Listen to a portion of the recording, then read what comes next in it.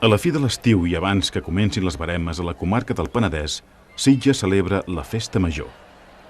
El dia 23 d'agost, la vigília de Sant Bartomeu, el cap de la vila, un dels llocs coneguts per tothom i el més estimat pels sitgetans, s'omple per l'entrada de grallers. Sitges està a punt de començar la seva festa gran, la Festa Major. Com cada any, en aquesta plaça, que és una mica el cor de Sitges, molts sitgetans emocionats es preparen per escoltar les notes de la gralla. Com cada any, a les 12 del migdia, pel carrer Sant Francesc van arribant les colles gralleres que prenen part en la Festa Major.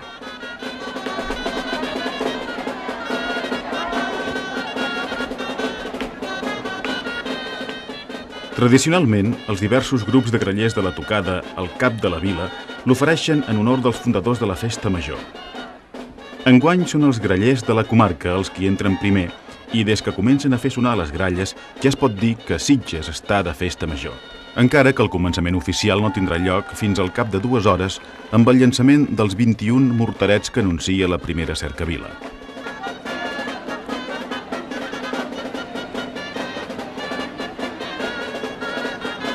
La Festa Major de Sitges es fa en honor de Sant Bartomeu. Aquest sant va ser patró de carnissers i de drapaires i a Catalunya havia gaudit de molta devoció.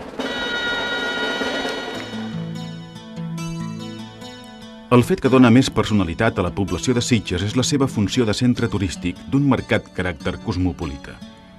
A la Vila Vella trobem la Punta, petit promontori on s'aixeca l'església parroquial de Sant Bartomeu i Santa Tecla i la Casa de la Vila, on hi havia l'antic castell de Sitges. Com a focus cultural, Sitges ultrapassa llargament l'àmbit del Garraf i és centre d'activitats que apleguen participants i públic d'arreu del món. Tothom coneix el Festival de Cinema Fantàstic i de Terror i el Sitges Teatre Internacional, que es fan anualment. La vila és esmentada per primera vegada el 992 i el castell, que pertanyia a la Mitra de Barcelona, el 1041.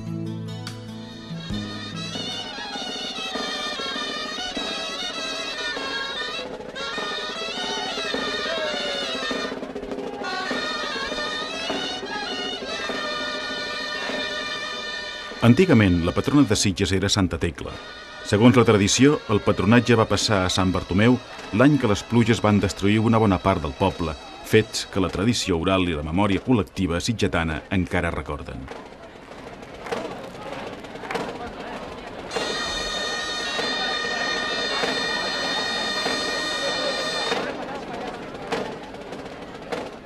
Ningú no ha pogut explicar el perquè de l'autèntica veneració que els sitgetans senten pel so d'aquest senzill instrument anomenat gralla.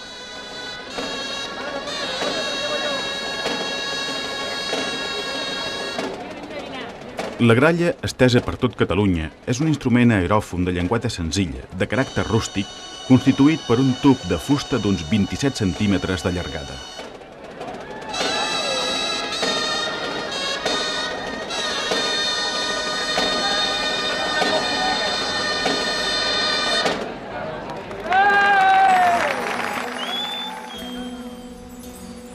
Pels visitants, a Sitges, el mar i la llum tenen particularitats diferents en cada estació de l'any. A l'hivern, el sol groguenc acompanya el passejant. A la primavera, la platja rep els primers banyistes tranquils mentre ja es prepara per a l'explosió de l'estiu, en què la població creix fins a 50.000 persones a la recerca de les múltiples ofertes que el nom de Sitges evoca. Quan la tardor arriba, la llum sitgetana sembla encalmar-se i prendre tonalitats de nostàlgia.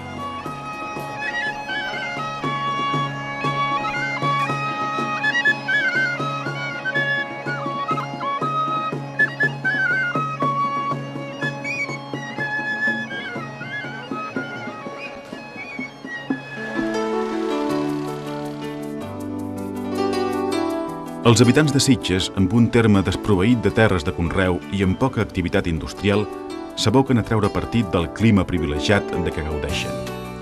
Aquesta és una de les raons perquè Sitges ha estat i és un centre d'atracció turística permanent. Sobretot en el decurs del present segle i particularment des dels anys 40, en què la multitud de gent amb les vacances pagades va començar a prendre el sol a la sorra de les platges mediterrànies.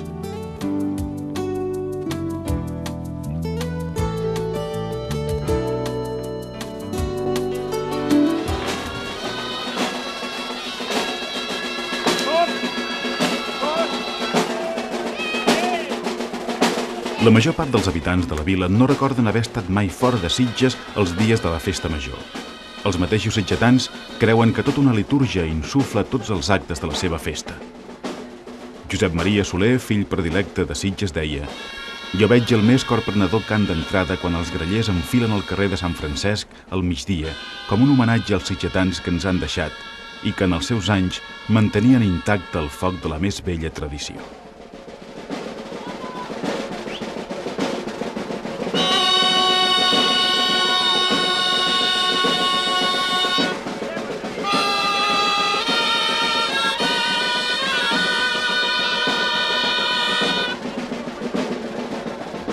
Antigament, per tal d'adjudicar el dret d'una determinada colla a prendre part en un ball de la festa, s'organitzava a la casa de la vila una subhasta a la baixa, la qual era anunciada prèviament pel pregoner.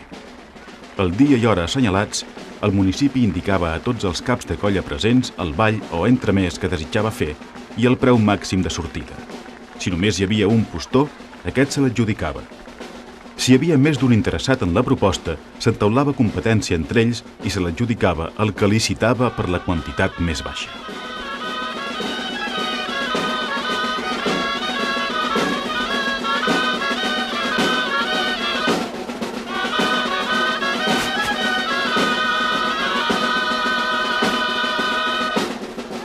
Aquest contracte, que lligava la relació entre la casa de la vila i les colles, era gairebé sagrat.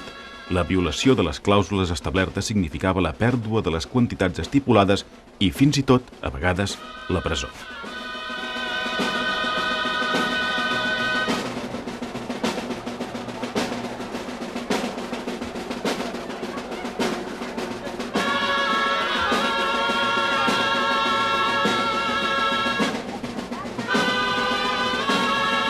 Durant la festa major de l'any 1901, les colles de bastons grans i cercolets van ser multades amb 5 pessetes cadascuna. 2 anys més tard, complint ordres de l'alcaldia, van quedar detinguts durant unes hores, el dia de Sant Bartomeu, alguns individus que, faltant el seu compromís de prendre part en alguns dels balls, van posar en entredit un cap de colla davant la comissió de festes. La primera data documentada d'una subhasta pública és del 1894. Aquell any, l'últim pregoner de la vila, en Rupert Roca i Armengol, encara va fer la crida. L'any 1906, la subhasta va ser concorreguda per 2 colles de bastons grans, 7 de mitjans i 3 de xics, 6 de pastorets, 4 de cercolets, 12 de diables, 8 de gitanes i 4 de gegants. Això ja dona una idea de com era la festa major sitgetana i del grau de participació col·lectiva.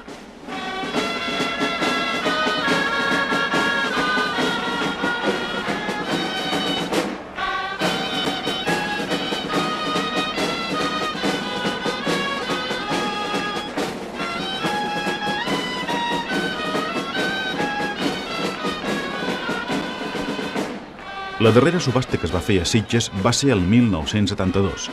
Una de les condicions de la subhasta era que el preu de l'adjudicació comprenia el lliurament d'un parell d'espardenyes als ballaires, costum que encara subsisteix. Cada any, la comissió de festes lliura un parell d'espardenyes a cadascun dels components dels balls.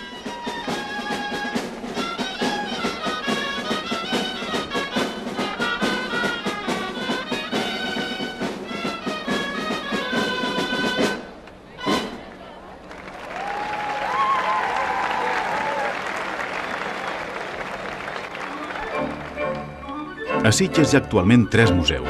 Un és el Museu Maricel. El Palau Maricel és una construcció de la segona dècada d'aquest segle. El seu primer propietari va ser el milionari americà Charles During i l'autor del projecte Miguel Utrillo.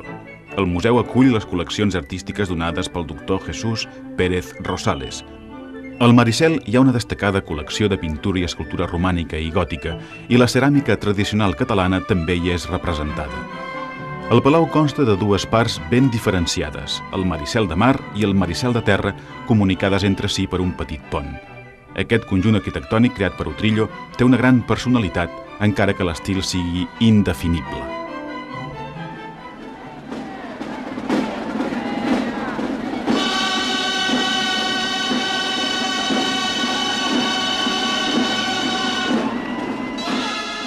Algunes festes majors van ser conflictives i els avatars polítics van tenir-hi molta influència. Quan l'any 1931 hi va haver el canvi de règim, la monarquia va ser enderrocada i es va instaurar la república.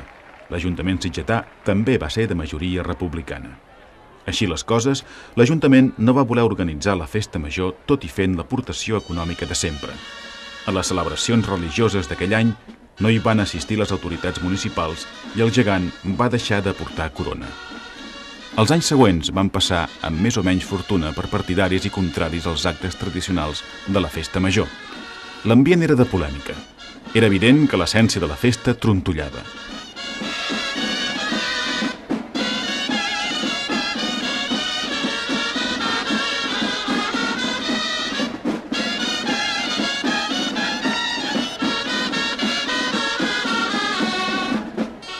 Com a nota pintoresca, val a dir que en la festa major del 1935 els diables només van ser autoritzats a participar en les cercaviles i en la processó, i no se'ls va permetre fer el ball de les cases particulars pels seus versos exageradament satírics.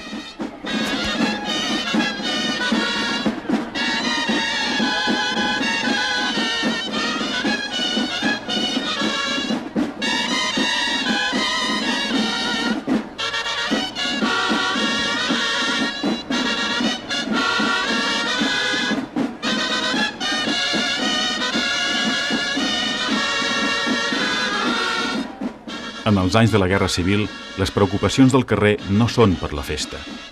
No va ser fins després de la guerra que els sitgetans van tornar a consolidar la festa major.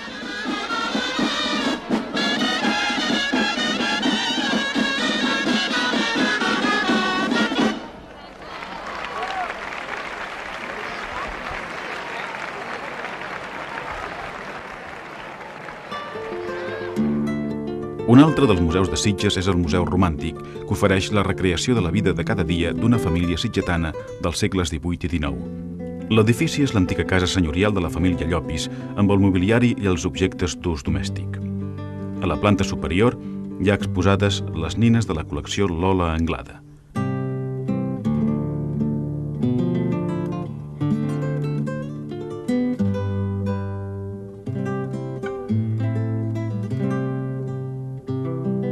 A la col·lecció hi ha nines de joguina i nines maniquins. Aquestes darreres seguien la moda europea dictada per París. Mirant-les, podem conèixer l'evolució de les modes i imaginar els vestits que portaven les nostres àvies i rebesàvies.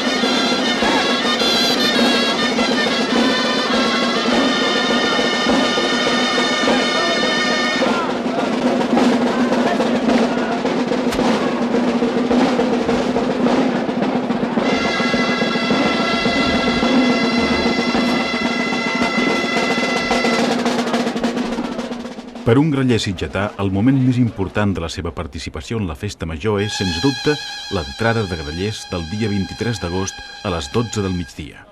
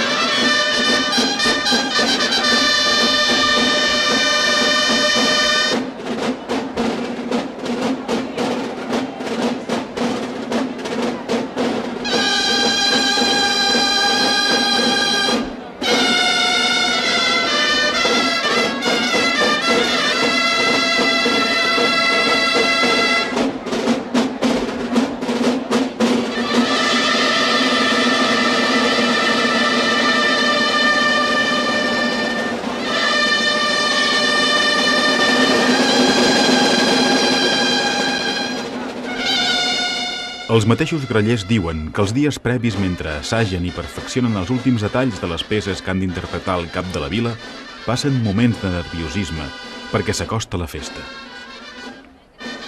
Sovint, les bromes entre grallers ajuden a dissimular la tensió inicial i el nus a l'estómac no desapareix fins que sonen les primeres notes del toc de matinades. Quan els grallers avancen des del fons del carrer Sant Francesc, fixen la vista en totes aquelles persones que els escolten, assídues o no de cada any. Observen el feliç, el seriós, el sentimental a qui la llàgrima s'escola galtavall d'emoció o el forat que ha deixat aquell que ja no hi és. Aquest és el significat profund de les matinades sitgetanes. El toc del record continua transmetent-se de generació en generació.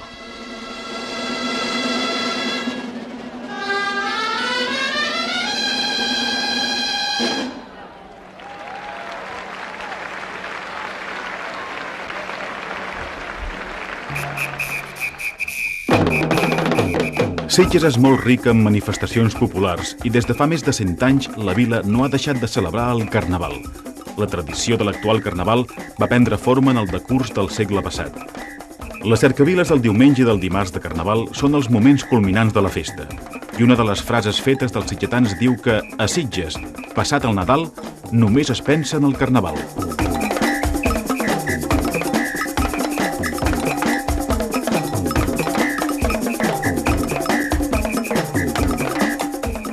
No és gens difícil entrar a la rua i viure la festa. Qualsevol ho pot fer. Només cal deixar-se portar per aquesta rauxa festiva dels sitgetans que fa que les nits siguin inesgotables i els dies per descansar.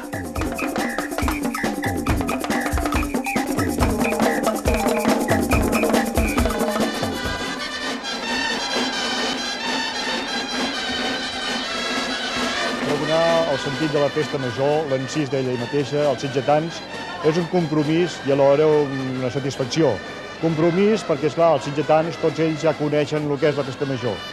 Llavors, tens d'ençar en coses més íntimes, en coses que puguin frapar els ànims dels sitgetans. Després, per altra banda, ser un sitgetà que tingui l'honor de poder-se dirigir als sitgetans per pregonar la festa també és un altre motiu de satisfacció. També en un poble que està corollat de festes, com pot ser el Corpus, les Catifes del Flors, el Ralli, el Carnaval primer de tot, i després la Festa Major, que és una de les importants de Catalunya.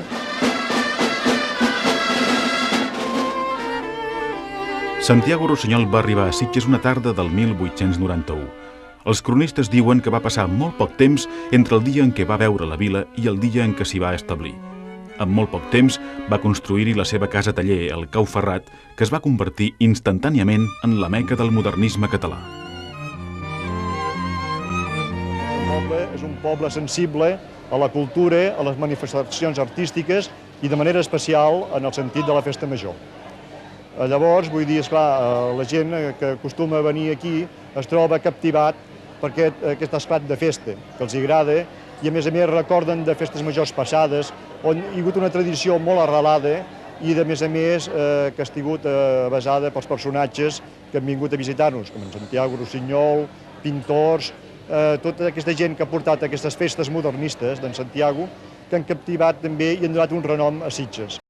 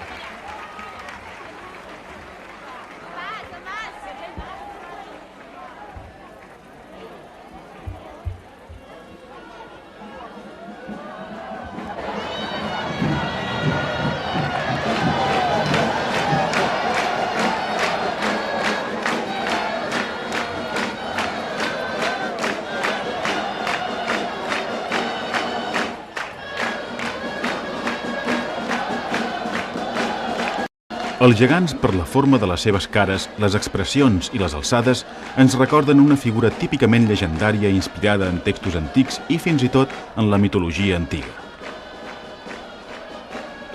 Els gegants que avui coneixem són l'orgull de nombroses poblacions i tenen en comú moltes característiques.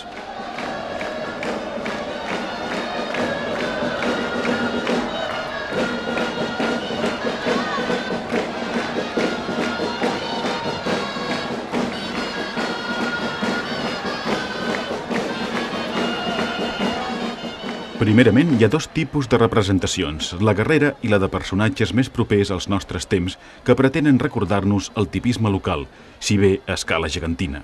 I els escultors de tots ells han tingut la intenció de plasmar tot això en les seves creacions.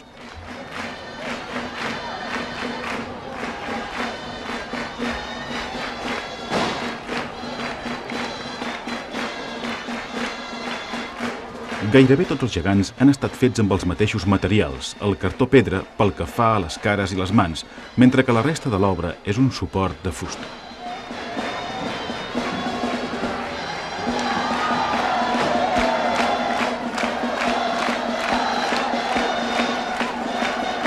Els gegants, quan són de tipus guerrer, tenen una mirada i una positura que va d'acord amb el que representen. En canvi, les gegantes són l'anvers de la medalla. Volen ser gracioses i no guarden una relació gaire directa amb el seu company.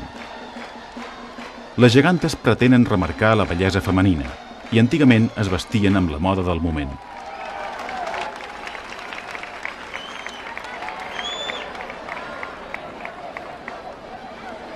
Els que fan possible que els gegants tinguin una vida de carrer i que deixin bocabadats els infants quan els veuen evolucionar són els geganters.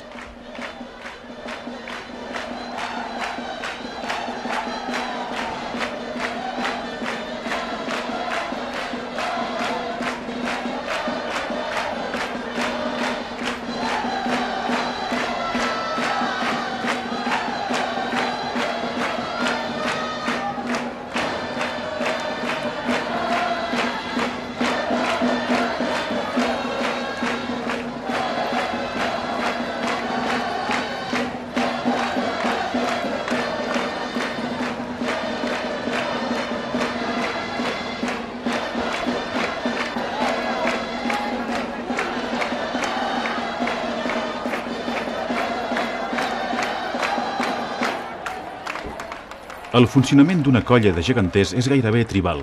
Tenen un cap de colla que elegeixen o destitueixen comunitàriament i tots els membres de la colla tenen els seus drets i els seus deures que no són escrits enlloc.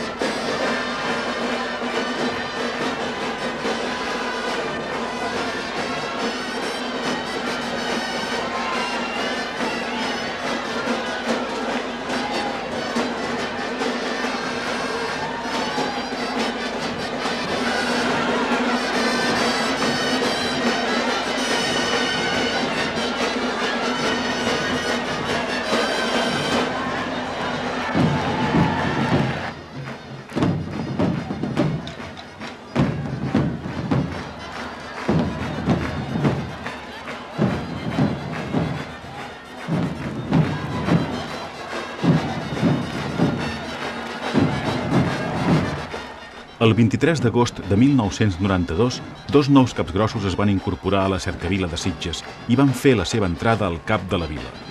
En Santiago Rossinyol i l'Enric Morera, per la màgia de la festa major, tornaven a estar entre els sitgetans. D'aquesta manera, Sitges honorava el mestre pintor i el compositor que amb més entusiasme ha fet ballar la sardana a més d'una generació de sitgetans.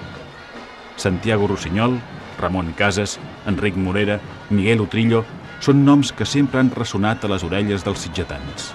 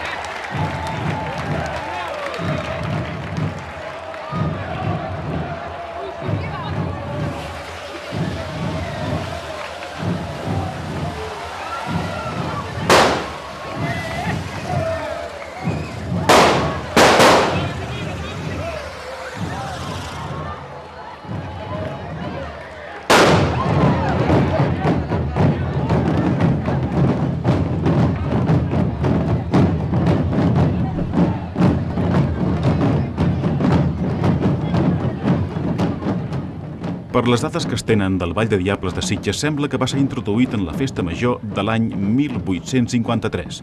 Aquest ball obeeix a un tipus d'argument que té per base els 10 manaments, en lloc d'altres versions on els dimonis representen els 7 pecats capitals.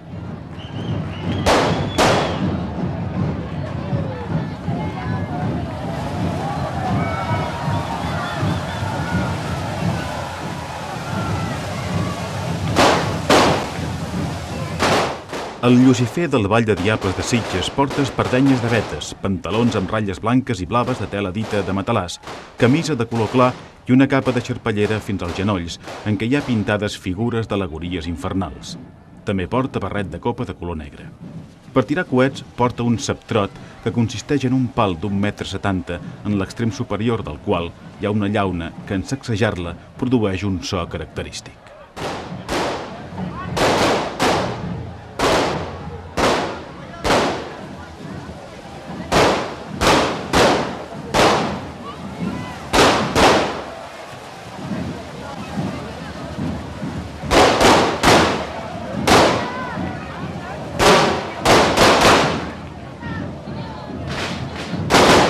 L'essència és l'essència tradicional, l'essència sentimental, una festa molt viscuda dels nostres avis i besavis, i això és el que volem. En primer lloc, que es conservi i perduri aquesta tradició, i a continuació aportar-hi totes les novetats que al moment, l'època que es visqui, ens permetin aportar.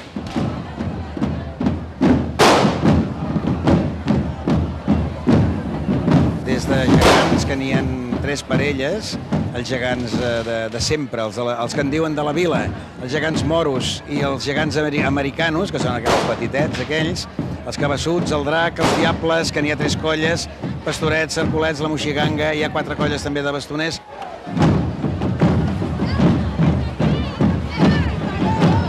Sí, l'entrada de grallers, esclar, és un acte molt emotiu perquè tothom recorda, al sentir aquest so de gralla, tothom recorda els avantpassats, persones que han desaparegut de la nostra família, recordes aquell pare que fa 2 anys que el tenies viu encara. Es recorda molt i hi ha molta gent que els hi cau a les llàgrimes quan senten el primer toc de gralles.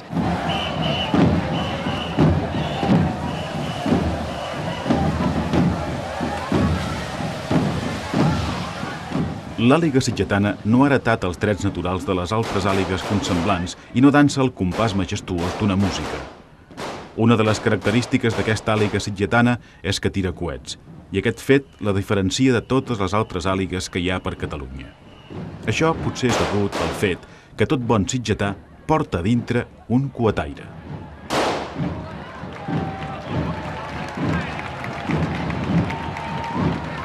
La Festa Major, a part de l'agrupació de balls populars, hi ha tot un altre seguit de balls que també surten, lògicament. Una diferència que podríem notar és que l'agrupació, independentment de sortir només pels dies de la Festa Major, estem en activitat durant tot l'any, sortint actuacions a les festes de la Mercè, a tots els pobles de les Rodalies, allò on sigui. Tenim una parella de gegants, tenim ball de bastons, ball de gitanes, els cercolets i pastorets, que són uns balls que normalment surten canalla més jove, que és on es fa el planter per quan siguin més grans poder passar a bastons o altres balls.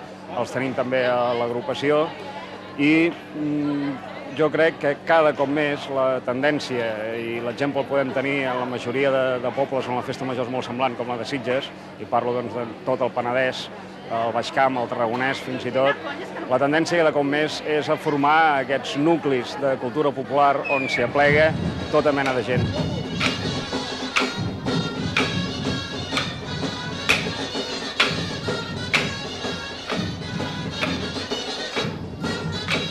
El ball de bastons pot tenir origen tant en una cerimònia agrària com pot derivar d'una pràctica màgica de tipus mèdic. Les versions d'aquest ball que semblen més acostades al tipus originari són les escoceses, en què figura Sant Jordi lluitant contra 7 genis malvolents que simbolitzen les malalties.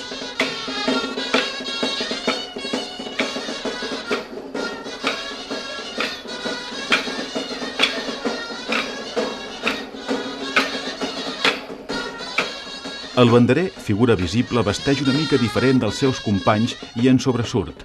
D'alguna manera, és el continuador del màgic, metge, sacerdot, cabdill i divinitat, ja que en l'albada de la civilització aquests conceptes convergien sovint en la mateixa persona.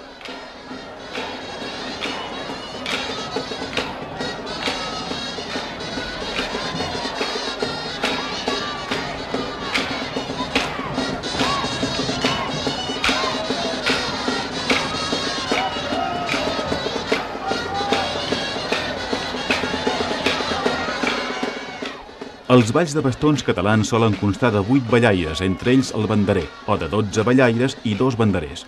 Els dansaires figuren la brega d'un de bo contra 7 de dolents, com el ball dels 7 pecats i els diables.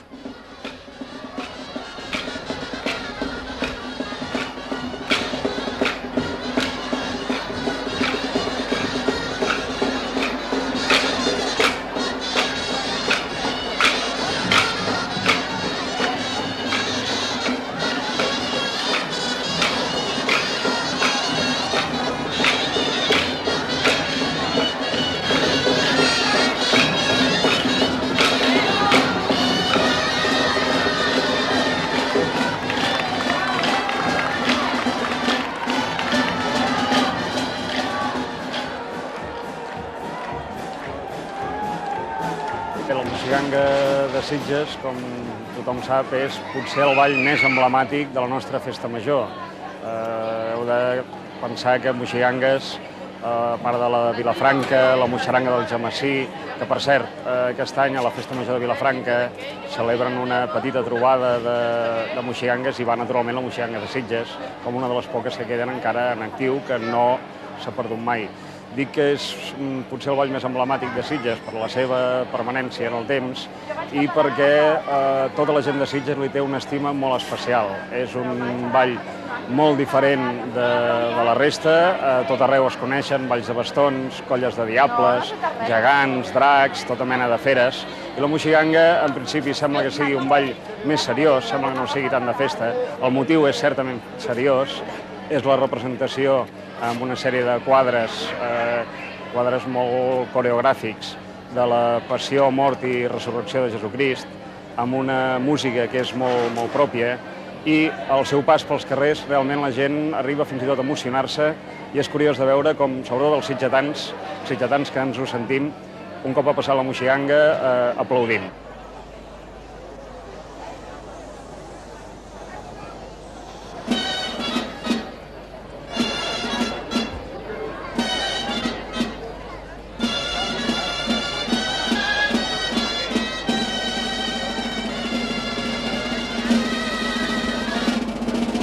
Entre els balls de la Festa Major de Sitges destaca notablement la moixiganga.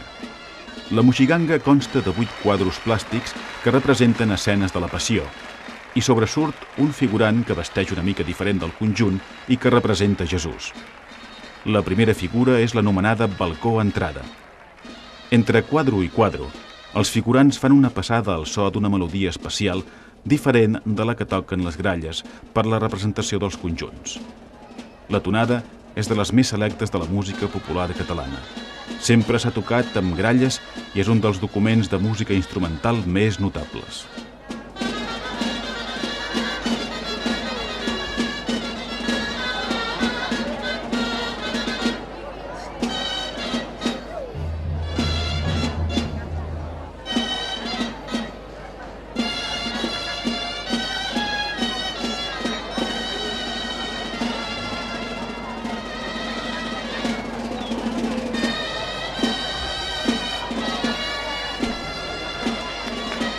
La figura número 2 s'anomena coronació. Quan la moixiganga es balla a les fosques, els ballaires duen atxes enceses, una a cada mà, que produeixen un efecte fantàstic amb el seu guspireig. Una part dels figurants fan només funció de bastaixos o de peus drets. La seva missió és sostenir damunt les espatlles els companys, que són els veritables actors de les escenes.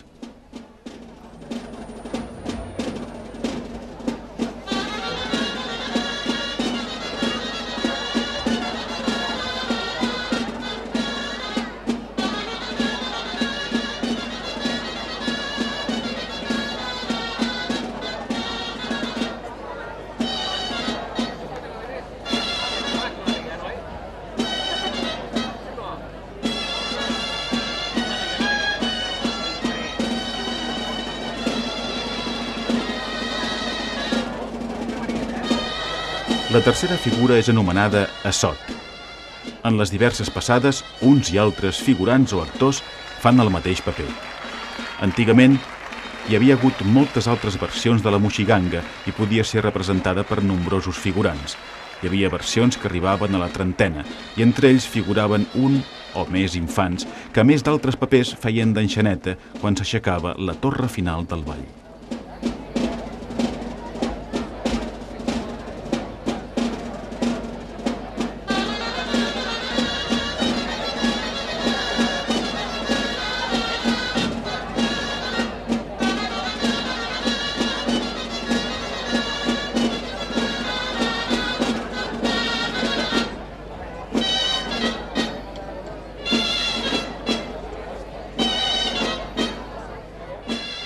La quarta figura s'anomena argoll creu. El qualificatiu de moixiganga prové del conjunt de balls i entremesos usats popularment en els segles XVII, XVIII i XIX. Antigament, les moixigangues que trobem citades en diverses obres, com per exemple el Quixot de Cervantes, sembla que eren danses de caràcter extravagant pròpies de carnestoltes.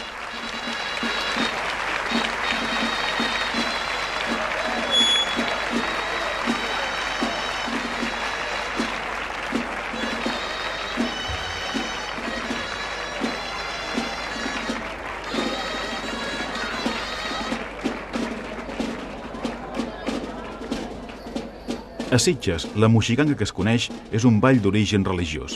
És gairebé segur que la majoria de balls ancestrals tenen un origen religiós.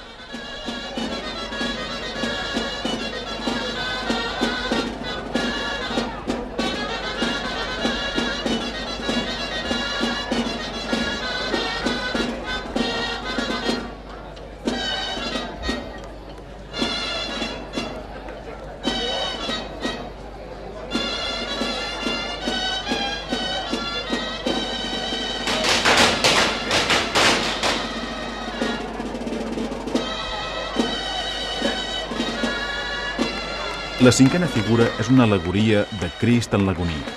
Alguns estudiosos relacionen la moixiganga amb el contrapàs ballat en les contrades pirinenques. Els dos balls prenen forma per representar escenes de la passió. El primer que els agermana és el sentit profundament religiós que hi ha al contrapàs i també a la moixiganga, accentuant el fet que tots dos tracten dels misteris de la passió.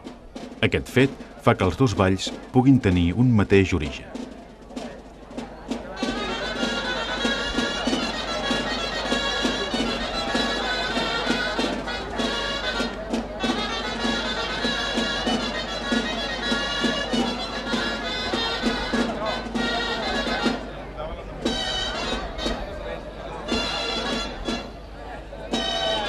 La sisena figura s'anomena Sant Sepulcre. Els ballaires de la moixiganga vesteixen per l'estil dels altres balls representatius, amb la diferència que solen anar amb flors al barret.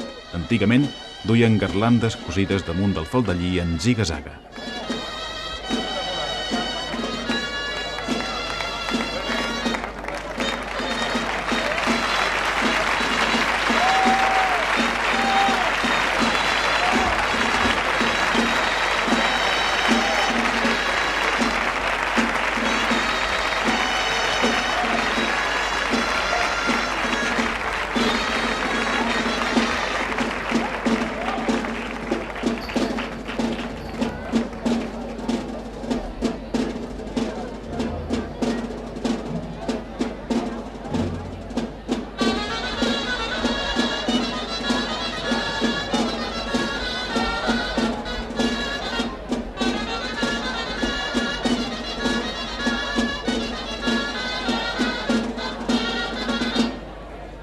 La setena figura s'anomena davallament de la creu. El conjunt de la indumentària del ball de la moixiganga és molt semblant a la dels camperols hel·lènics i recorda la dels sards. Antigament, aquesta indumentària havia estat comuna en moltes terres de la Mediterrània. La moixiganga probablement reconeix un origen sagrat. Altres versions que se'n coneixen tracten d'imitar ramallets i conjunts florals dins d'un pla completament allunyat del concepte de la passió.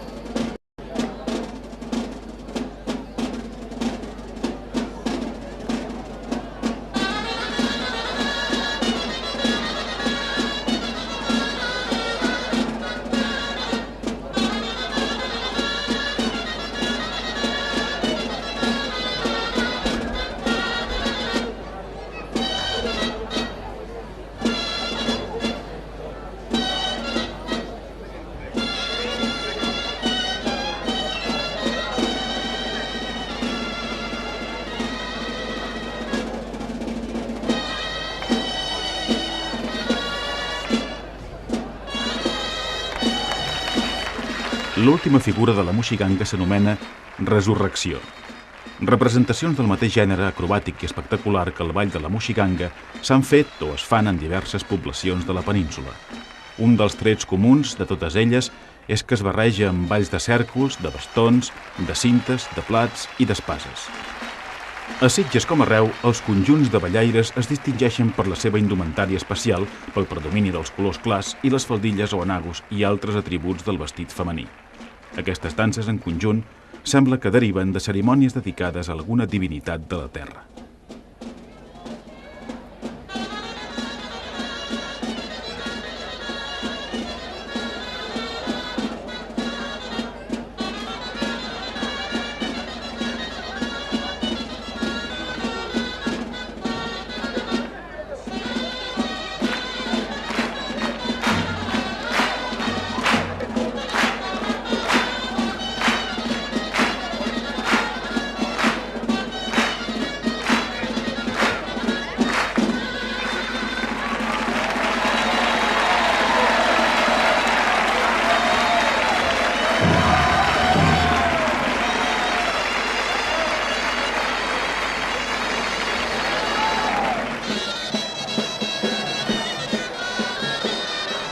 El ball de gitanes és una variant del ball de cintes, d'origen incert, hi ha qui el relaciona amb festes paganes en honor de la deessa romana Flora.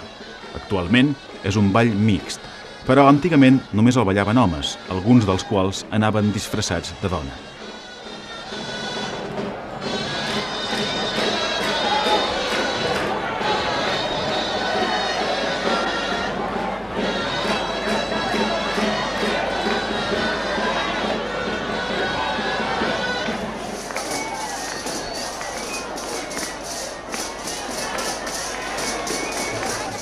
El ball de panderetes ha tingut diferents versions pel que fa referència a la composició i vestuari. Antigament era ballat per 12 homes, 6 d'ells disfressats de dona i els altres 6 vestits amb indumentària molt semblant a la dels homes del Camp d'Aragó.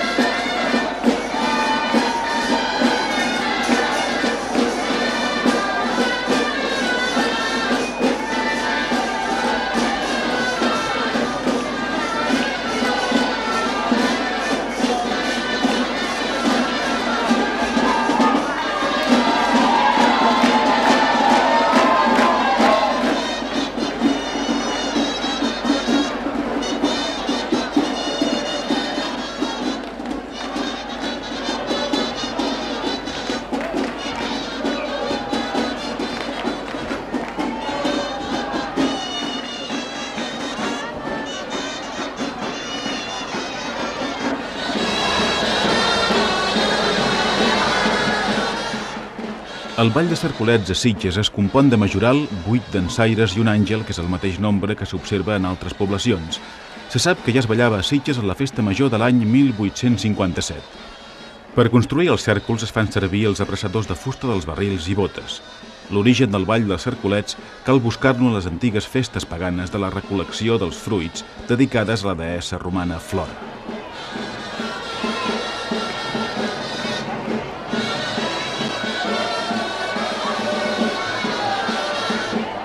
El ball de Pastorets de Sitges es compon de majoral, rabadà i 7 pastors. Cada dansaire va armat d'una gruixuda gaiata que en certs moments de la dansa entrecreuen per sota les cames. El ball de pastorets va acompanyat de diàlegs al·lusius a la vida pastoral. Aquest ball és documentat per primera vegada en la Festa Major Sitgetana del 1858. És probable que amb el moviment romàntic del segle XIX es donés a aquest ball un caràcter idíl·lic i tendre. Després d'haver aparegut a Vilafranca, va arrelar per tota la comarca del Penedès. Els ballaires vesteixen pantalons, camisa i mitjons blancs. El viu dels pantalons és blau a la dreta i vermell a l'esquerra.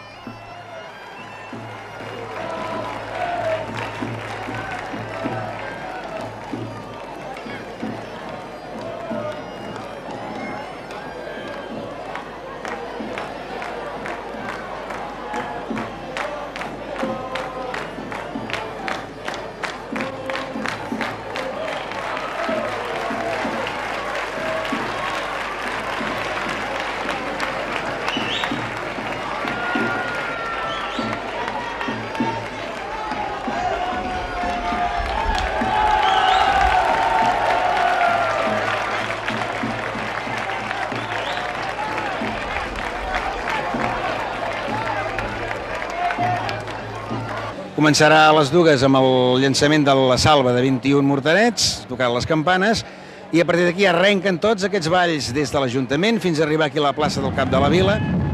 Quan ets jove, participes molt activament a la festa major, sortint amb un ball de diables, tocant el timbal amb el drac, ballant bastons, el que sigui. I després, els que passem ja dels 40, ens ho prenem una mica d'una altra manera. És l'hora de col·laborar de maneres molt diferents, aconsellant a la gent més jove, participant, organitzant, en fi, treballant sempre per la festa major. No us puc explicar què se sent quan s'està a el que en diem tercera edat, perquè encara no hi he arribat, espero arribar-hi, però de ben segur que els records i les vivències que han de tenir els nostres avis quan veuen la festa major han de ser una cosa realment molt emocionant. Jo recomano a tothom que vulgui i en tingui ganes, que vingui a veure i a viure sobretot la festa major de Sitges.